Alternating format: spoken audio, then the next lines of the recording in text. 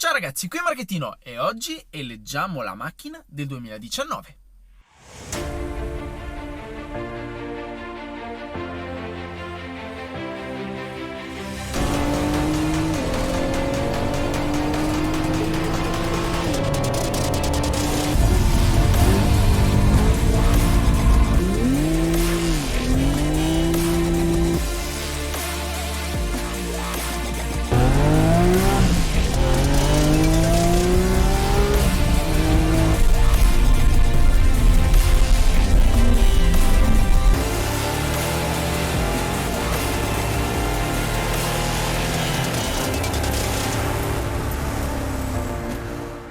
Il 2019 è stato un anno a dir poco incredibile per me, perché probabilmente è l'anno in cui ho viaggiato maggiormente e per il canale è stato un anno pazzesco perché ho portato tantissimi contenuti, tante prove di macchine. Quest'anno ho fatto una conta e ho provato più di una settantina di macchine diverse.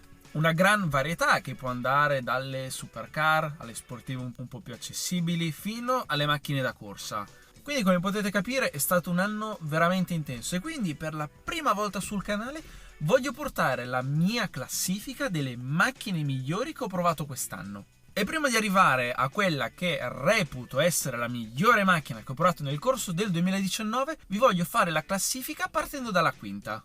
E il metodo di classificazione è semplice, non deve essere necessariamente una macchina nuova prodotta nel 2019, ma deve essere una delle tante macchine che ho provato nel corso di quest'anno, quindi possono essere anche macchine un po' più datate. Quindi, senza perderci in troppe chiacchiere, la quinta classificata, quella che reputo essere la quinta miglior macchina che ho provato nel 2019 è la Toyota Supra. Nello specifico l'MK4. Quest'anno ho provato anche l'MK5, ma il test che ho fatto con l'MK4 è stato un qualcosa di indescrivibile.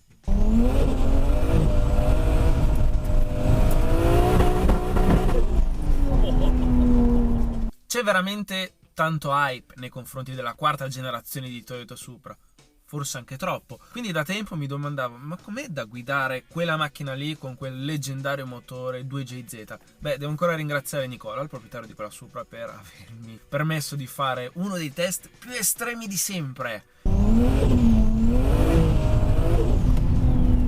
La sua Supra pompata a circa 600 cavalli, guidata con gomme semi-slick, in una giornata di pioggia, beh, potete capire che ho sudato freddo quella giornata lì. La Supra MK4 con quelle modifiche in quelle condizioni è stata una delle macchine più impegnative e feroci che io abbia mai guidato.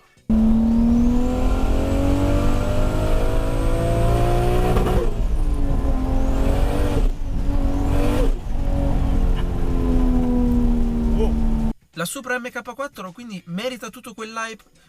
Forse no, ne merita un po' meno, però devo ammettere che quel motore, il 2JZ, è veramente un qualcosa di incredibile. Trovare Supra originali è difficile e praticamente tutte quelle che sono modificate hanno delle cavallerie impressionanti, cavallerie talvolta anche difficili da gestire.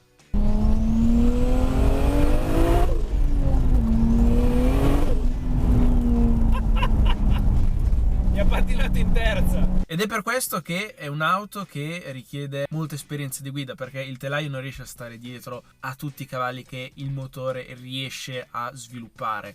Il 2JZ è un motore che è entrato nella storia e nel cuore di tanti appassionati, e dopo aver provato la Supra MK4 ho finalmente capito il perché. Ecco perché la Supra si merita il quinto posto. Passiamo alla quarta classificata. Qui si piazza un'italiana. Una macchina che mi ha fatto veramente battere forte il cuore e mi ha prosciugato il portafogli, perché sì, avendo ottenuto la Lamborghini Aventador Roadster per un paio di giorni in prova sulla costa adriatica, mi sono divertito tanto, ma ho speso anche una barcata di soldi in benzina, ma ne è valsa la pena.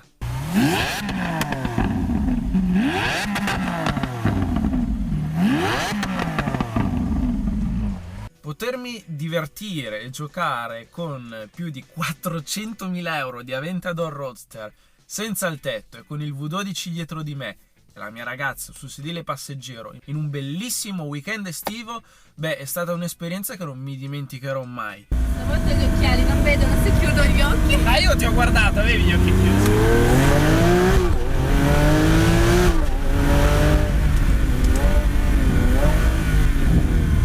Complessivamente com'è la Lamborghini Aventador Roadster? Beh, onestamente è una macchina che reputo avere più difetti che pregi. Insomma, è una macchina grossa, ingombrante, difficile da sfruttare per strada perché ha i rapporti molto lunghi del cambio, è molto potente, il cambio non è dei migliori perché è un po' goffo, però nel complesso mi è piaciuta veramente tanto perché è una macchina che, seppure adesso il Lamborghini sia sotto proprietà di Audi, l'influenza tedesca è impossibile da negare sugli attuali modelli della gamma. Tuttavia io penso che l'Aventador sia ancora una macchina con il vero DNA e la vera filosofia Lamborghini vecchia scuola.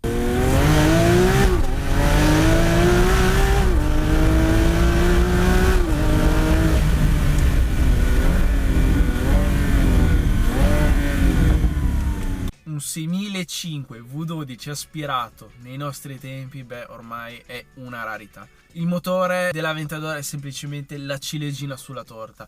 La colonna sonora, l'erogazione, la spinta, quel motore lì è emozione pura. Dai, posso? Io penso che quando Lamborghini, purtroppo un giorno, dico purtroppo, secondo me sarà inevitabile, abbandonare il V12 aspirato, beh, sarà un giorno tristissimo per gli appassionati, ma aver avuto l'occasione di spremere quel motore per un weekend intero, beh, è stata un'esperienza favolosa. Ecco perché secondo me l'Aventador si merita il quarto posto. Beh ragazzi, adesso la situazione si fa molto interessante perché siamo in zona podio. Dobbiamo annunciare la terza classificata e qui siamo sempre in tema italico. Per me la Dallara stradale è una delle macchine più impressionanti che abbia mai avuto l'occasione di guidare nel corso di quest'anno e adesso vi dico il perché.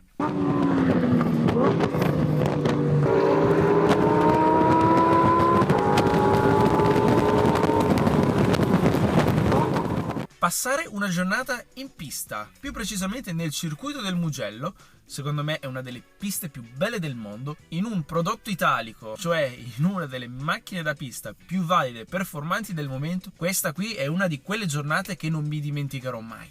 La Dallara stradale è una macchina pensata e studiata per tutti coloro che vogliono fare i temponi in pista. Provarla per strada sarebbe stata un po' un'occasione sprecata perché sfrutti il vero potenziale della Dallara in pista ed ecco perché ho aspettato la prima occasione che Andrea, il proprietario di questa Dallara, andasse in pista per fregargli le chiavi e farmi un turno intero con la sua macchina.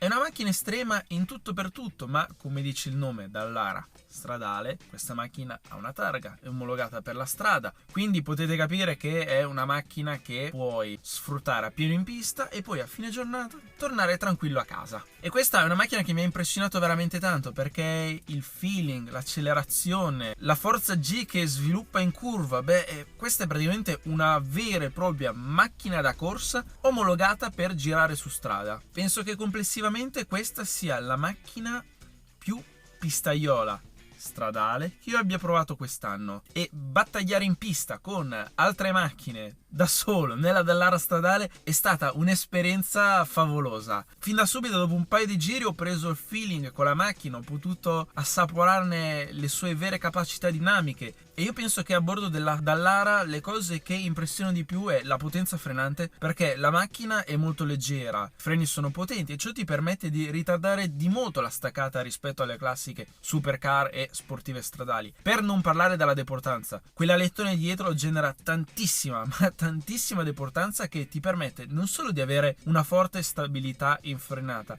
ma anche di osare di più con l'acceleratore e di andare anche molto più forte in curva rispetto alle macchine convenzionali su cui siete sempre abituati. E queste sono caratteristiche che mi hanno colpito veramente tanto e complessivamente secondo me Dallara con questa macchina ha creato un capolavoro pronto uso pista. Ecco perché secondo me si merita il podio. Bene ragazzi, ci stiamo avvicinando al primo posto, ma qual è la seconda classificata? Beh, si è da poco chiusa la mia esperienza con l'M392. In questi 2 anni e mezzo ho imparato a conoscere meglio BMW, in particolar modo il mondo delle M. Sono stato invitato un paio di volte da BMW a provare la loro gamma M in pista, quindi sostanzialmente la loro gamma attuale l'ho provata quasi tutta. E secondo me la migliore M che io abbia provato nel corso di quest'anno è l'M2 Competition manuale.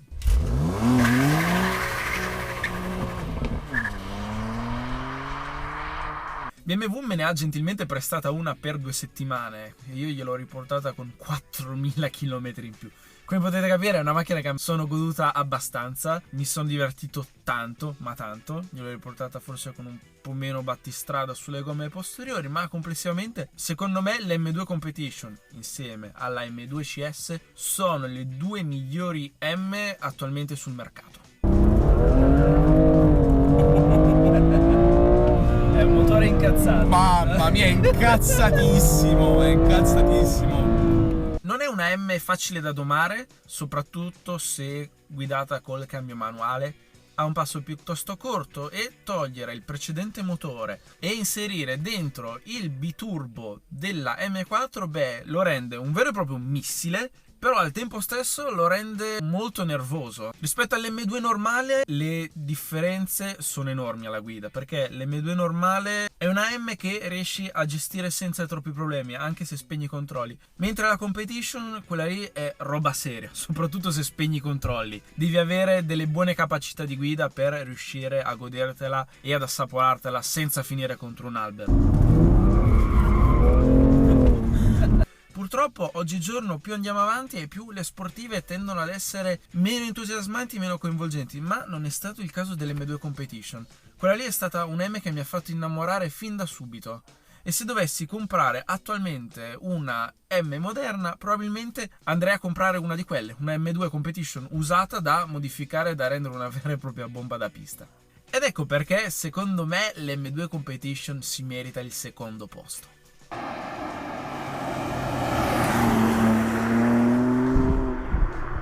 Oltre 70 macchine provate nel corso dell'anno, tante emozioni, tanto divertimento, beh, siamo arrivati ad eleggere la prima classificata. A giugno ho avuto l'occasione di passare un weekend indimenticabile a Le Mans insieme a Ford e in quell'occasione mi hanno fatto provare la nuova Ford GT.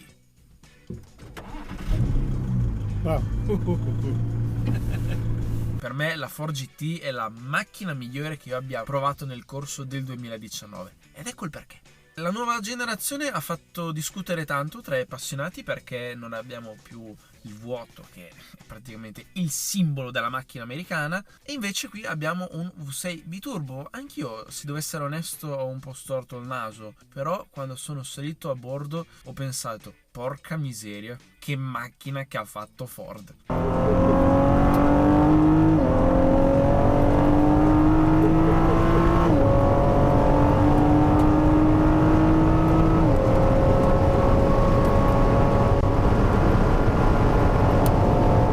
Già pensare ad essere nel circuito di Le Mans insieme a Ford e fare da passeggero un giro di pista durante la 24 ore sulla Ford GT, beh, questa qui è stata forse una delle esperienze più pazzesche nel corso del 2019. E poi uscire dal circuito, salire sul lato guida e tirarla, beh, mamma mia.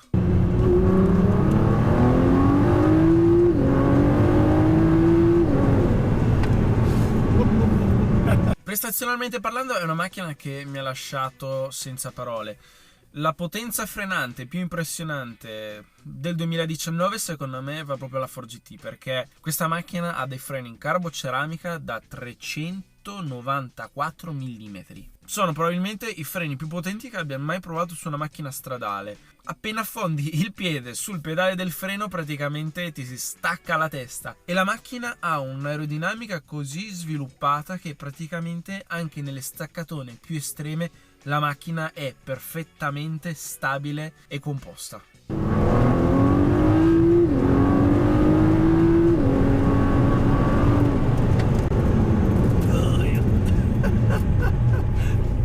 Wow! Sembra incredibile. Forse questa è la caratteristica che mi ha impressionato di più di questa macchina. Per non parlare del motore. Sì ragazzi, non ha il classico V8, però questo V6 è veramente sorprendente. La colonna sonora da fuori non è così entusiasmante, ma da dentro mi ricordava molto un 12 cilindri aspirato. E il tiro che ha, quando metti la modalità race ti toglie il fiato. Essere riuscito a provare la Ford GT nel contesto della 24 ore di Le Mans per me è stata un'emozione pazzesca, è stata una delle poche occasioni in cui a bordo di una macchina avevo gli occhi lucidi. E per me il weekend che mi ha organizzato Ford è stato uno dei momenti più belli che abbia mai vissuto. Quando sono andato a vedere anche al cinema il film Ford contro Ferrari ero veramente emozionato perché continuavo a pensare ai momenti in cui ho guidato la Ford GT e in cui mi sono goduto la 24 ore insieme a Ford. Che dire, grazie Ford, grazie ancora. E secondo me per questa serie di motivi la Ford GT è la macchina più incredibile che io abbia mai guidato nel corso del 2019. È stata una dura lotta scegliere le migliori 5. Onestamente non avevo alcun dubbio per la prima classificata, cioè la Ford GT, ma per la seconda, la terza, la quarta e la quinta ci ho pensato veramente tanto. Ci sono altre macchine che meritavano di stare nella top 5, però personalmente queste sono le 5 macchine che reputo essere le migliori, le più divertenti, le più emozionanti che io abbia guidato nel corso del 2019. Il 2019 sta giungendo al termine, ma io sono già al lavoro, sto già programmando i test per il 2020. Ragazzi, come sempre, grazie per il vostro supporto, io vi faccio anche i miei auguri di buon anno. Il 2020 secondo me sarà molto ma molto interessante, chissà se riuscirò a provare ancora più macchine di quest'anno. Per me il 2019 è stato un anno sensazionale. Ragazzi, se vi è piaciuto questo video mettete like, iscrivetevi al canale se non l'avete ancora fatto e come sempre, grazie per la visione. Ciao!